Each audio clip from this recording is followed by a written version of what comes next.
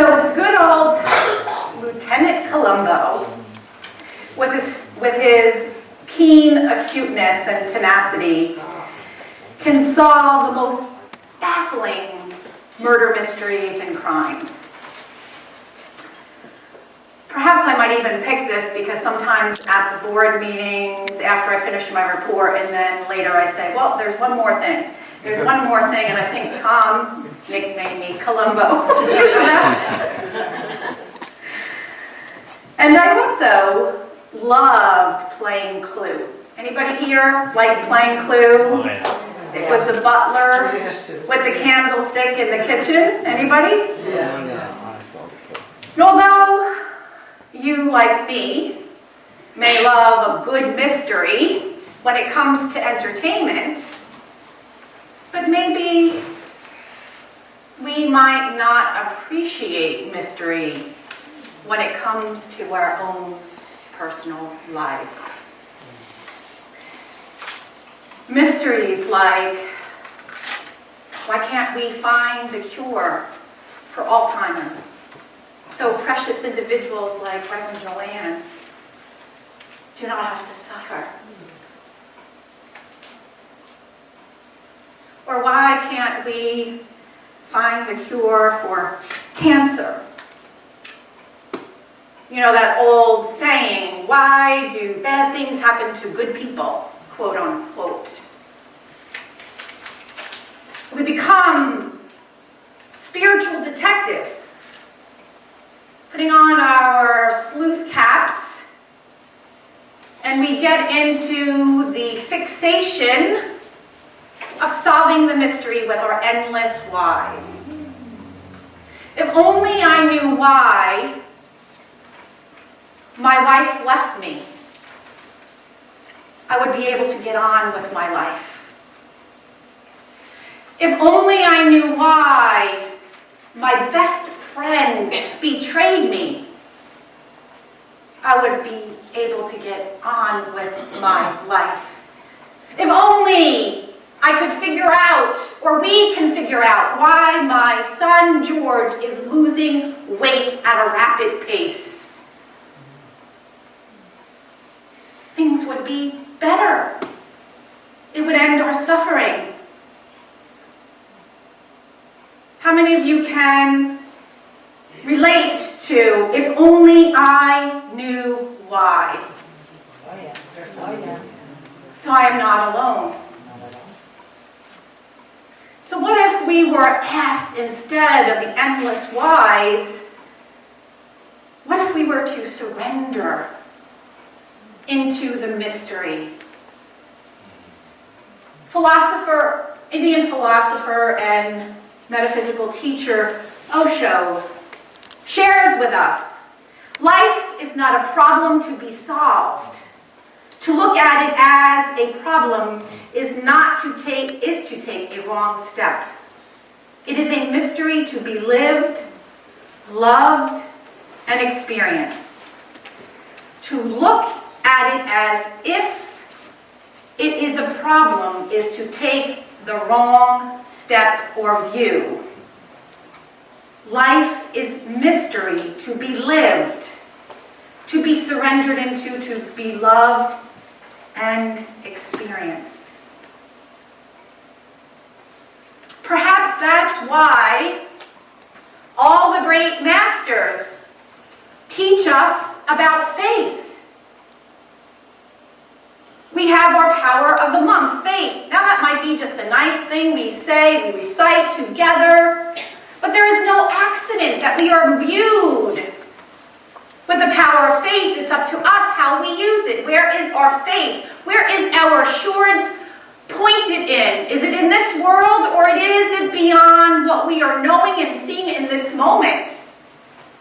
It is why all the great teachers, as Jesus spoke in Matthew, if only you would have the faith of a mustard seed, you would look at the mountain and say, move, and it would move.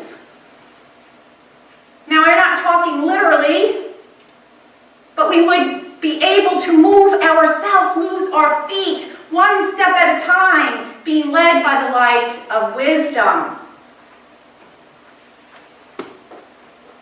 And also, the woman in Mark, who was suffering from illness, touched the hem of the garment of the master teacher, and what did he say? Your faith, my daughter, has set you free. It is not I, but it is your assurance and belief in the divine power within. And Martin Luther King says faith is taking the first step when you cannot see the staircase. And that's easier said than done.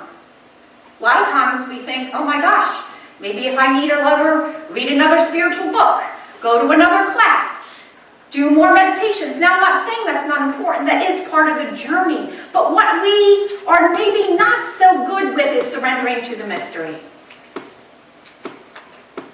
In Corinthians, in 1 Corinthians verse 12 through 13, Paul writes, "For now we see in a mirror dimly, but then we will see face to face. Now I know only in part. Then I will know fully, even as I have been fully known." Here, the dim mirror is us seeing and judging things from our human understanding.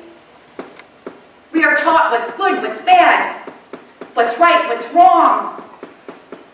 We can't see any goodness in dis-ease. It's hard, I know.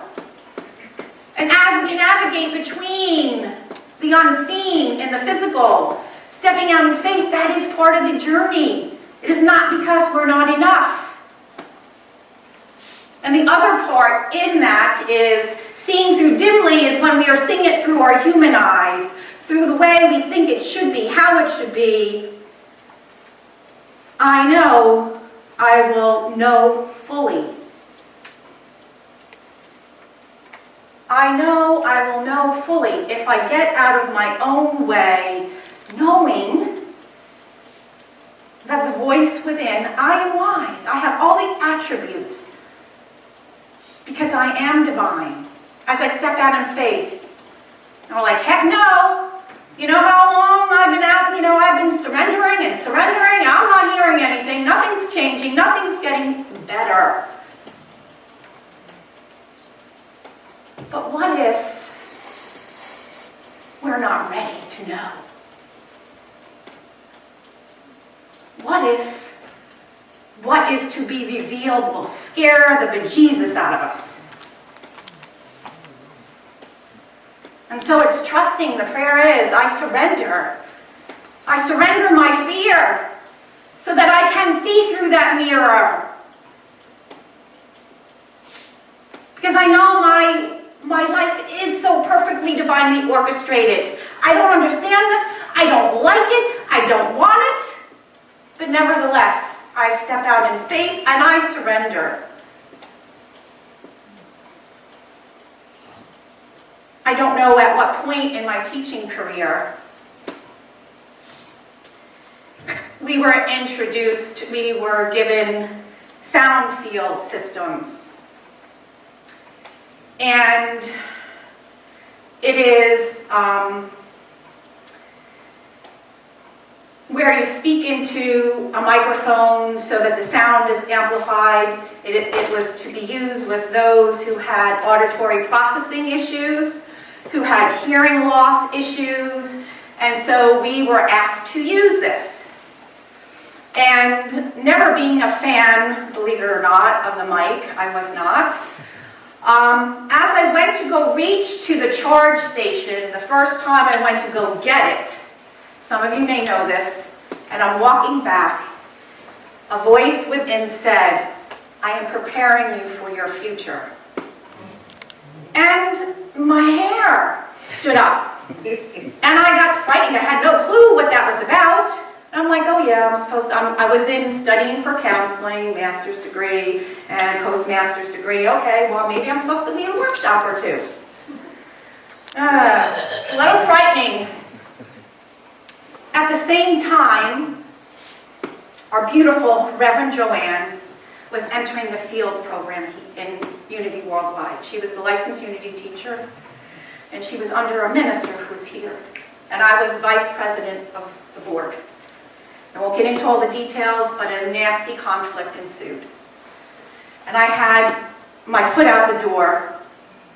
This is messed up. This is no spiritual community. And as I surrendered, I was inspired, in spite of my fear, to go to peacemaking.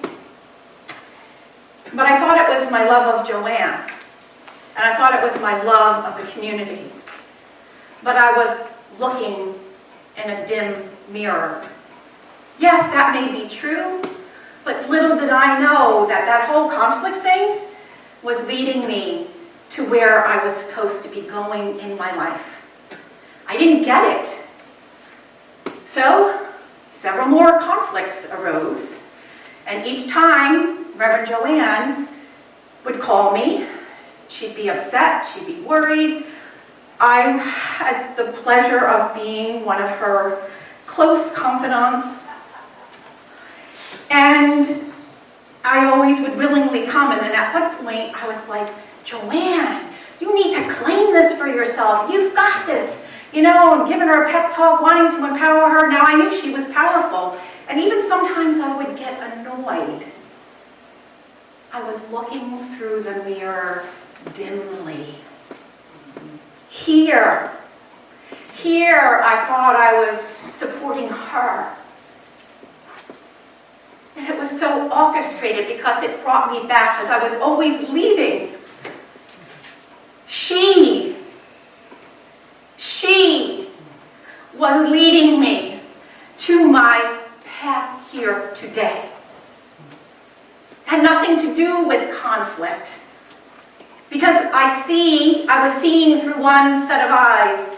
And at one point, because of a terrible dis-ease, I became an enemy. Being the one to tell her, you need to go to the doctor. No, honey, I don't think it's safe for you to drive. And so on, and so on.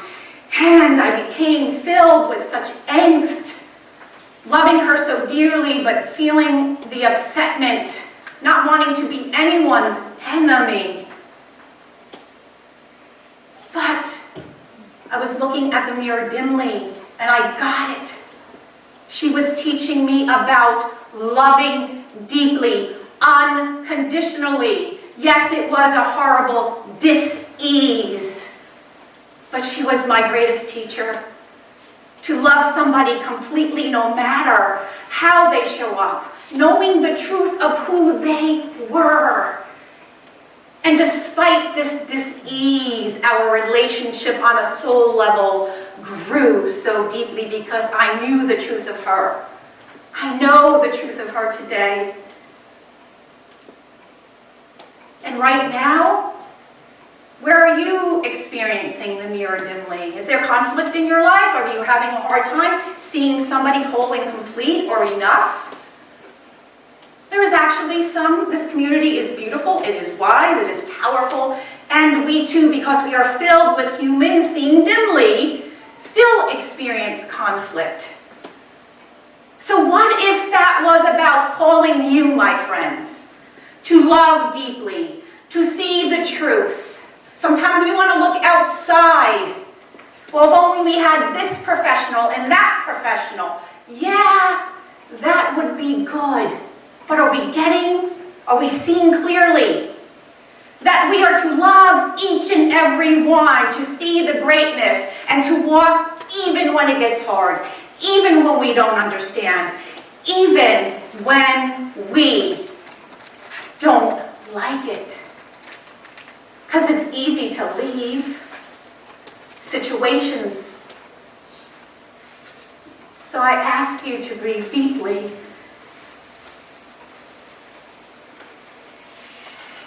As you all have your own stories of the greatness of Reverend Joanne and other people who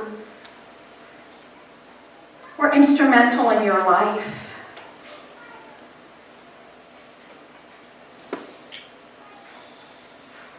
Where are you being asked to surrender your whys, if only I knew why? Where are you being asked to surrender to the mystery, knowing that everything is divinely orchestrated, knowing that when you are truly ready, it will be revealed. So my prayer is, prepare ye the way. And I close with a passage written by Matthew Kahn. Everyone is 100% intuitive about the things they need to know. If there are things that aren't known, it simply reminds you what doesn't need to be known at this time. While so many beings work diligently on developing their intuition, it is done in an attempt to know more than each moment provides. You will never see or know more than is meant to be revealed.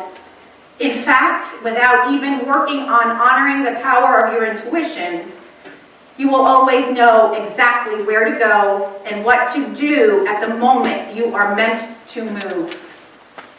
Until further instructions are revealed, intuition is not about imagining all the insights and messages you are missing. It is more, so more. It is more so centered in this grace of ever-expanding faith to trust what already knows everything as it blossoms into being. And so it is, my dear friends. Amen. Amen.